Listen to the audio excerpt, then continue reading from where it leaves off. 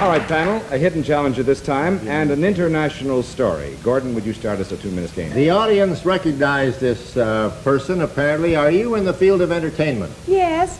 Are you a singer? Yes. Anne Murray.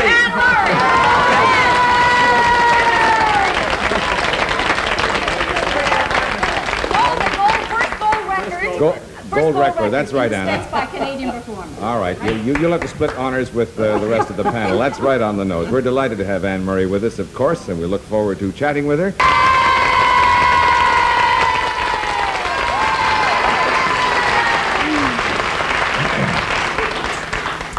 Anne Murray, you are an amazing young woman. You really are. You just put the whole Canadian show business up top again and around and about.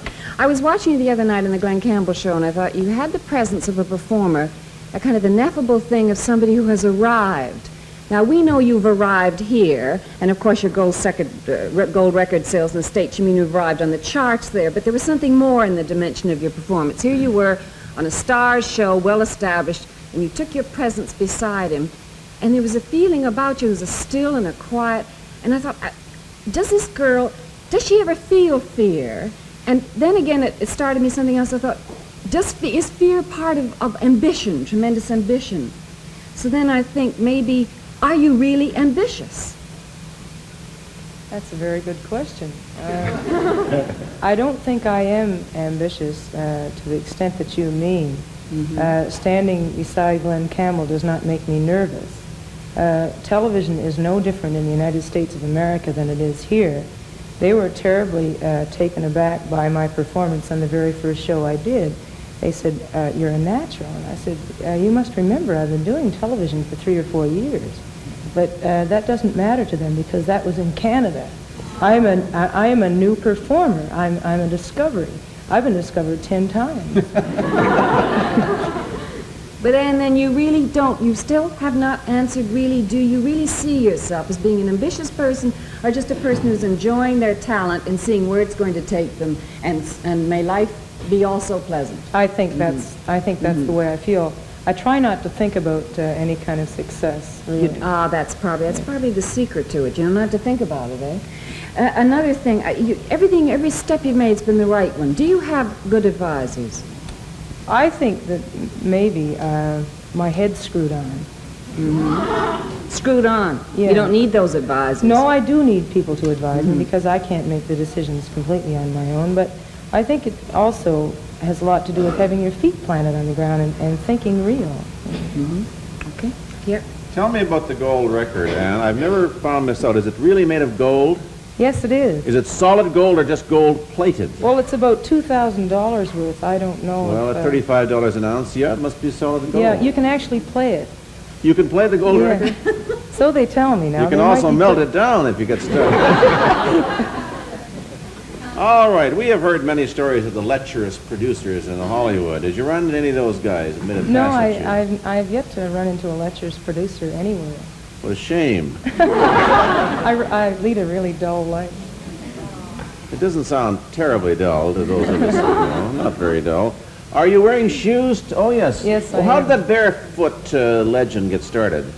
Well, you actually turned up at a nightclub in Bare Feet one day, didn't you? Yes, well, I did a few nights at the Royal York, and I think probably the thing that I had in mind was breaking down that Royal York feeling, that tuxedo, don't bend your suit type atmosphere that's there.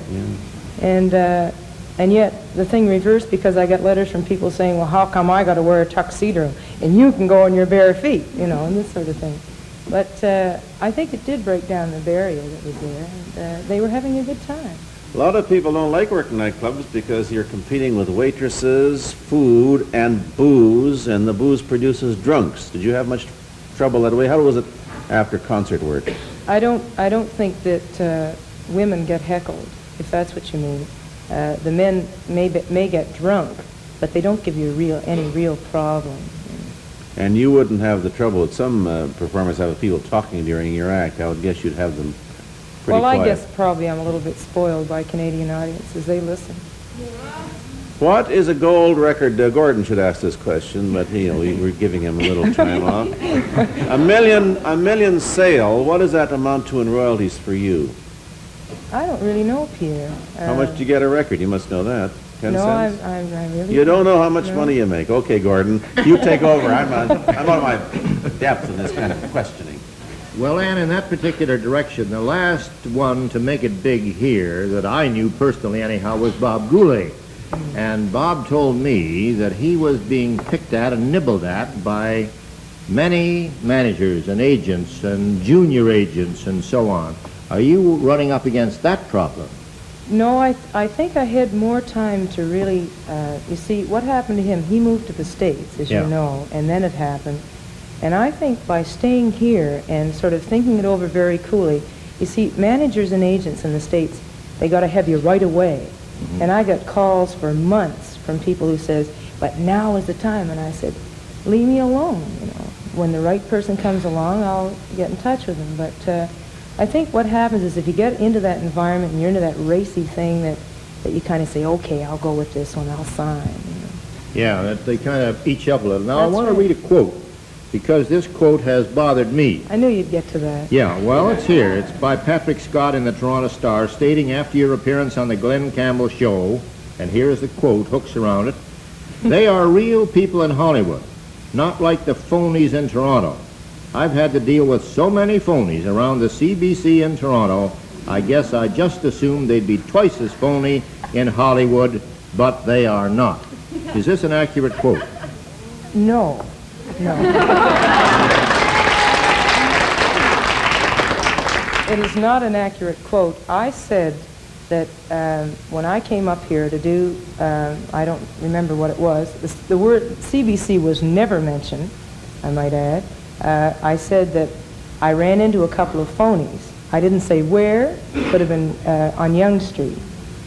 The thing was, I think it was pointed out that I said how surprised I was about Hollywood. I was very surprised because I expected, you know, you think of Hollywood as a sham for some reasons. You read about it in photoplay and so on, and it's sort of a dream world. And that's what I was expecting, but they're all real people. You know, I just was remembering back to when I was 12 and 13.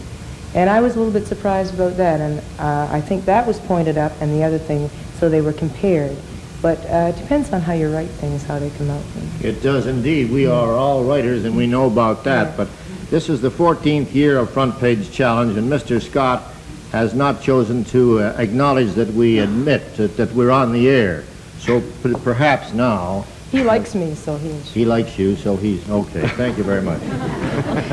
And certainly when you achieve the kind of stardom that you have, publicity is part and parcel of it, and people suddenly are quoting you, whether they quote you correctly or not, and people write all kinds of stories about you. How do you react to that? Does it bother you? Do you enjoy it? Well, it doesn't bother me because I know the difference. But when it bothers other people, when people at the CBC are walking around and saying, am I one of the phonies that she's talking about, then it bothers me. When people call my folks, when people write to my folks and say, she's turning her back on Canada and the Maritimes, then I get bothered. But it doesn't bother me when I read it, no. I realize that it's part of it. You brought it up, too, when you say turning your back on Canada. So often, so many opportunities are south of the border and do lure many of our best people. How do you react to that kind of a challenge, since certainly the opportunities are going to be there? Well, I need the exposure that I'll have to get in the States. I don't have to leave Canada. I never have to, and I won't.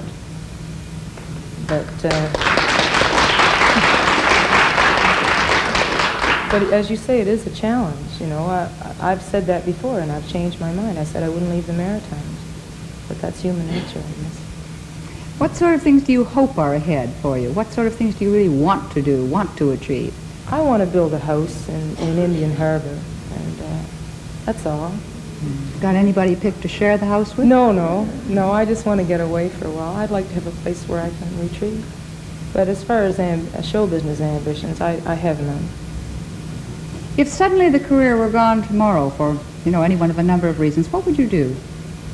I would build a house in Indian Harbor and probably teach school, or maybe get into the television end of business, because I've learned a lot over the last 4 years, I think, and I think it would be great. Can you really imagine going back to school at all? You know, I know that you did teach for a time. Yes, and I enjoyed it very, very much. I missed the kids a lot the year after I left school, but I don't think now that I could get back into it because I don't remember enough about it. I suppose I could bone up, but I think I've sort of lost that. How much of the time are you able to go back to the Maritimes? Not as much as I want, but as many times as I can I get back. I've moved here now, so I guess I'm here for a while. Well, Anne, it's a great pleasure to have you on the program. I don't know whether you recall a few years ago when we did a memorial concert in Halifax, and I said after hearing you that I hoped we could induce you to come to Toronto. I know you're not going to move here, but it's sure nice to have you here part of the time. And before we let you get away, the contributor of your story is from Cape Breton. I thought I knew that part of the country pretty well, but I haven't seen this name before. B-A-I-S-D-U-L-E. Is that Badul? You ever heard of that community? No, Gee. I don't believe I have, Fred. Gee, I'm and sorry. I'm going to get killed when I go home. Well, it certainly wouldn't be Bays Dooley, would it? Well, it's Joe McDonald Jr. anyway. I just thought I'd better check with an expert, so at least it's a good excuse for me if I mispronounce it. And it's been a delight to have you with us. Continued good success. Thanks so much.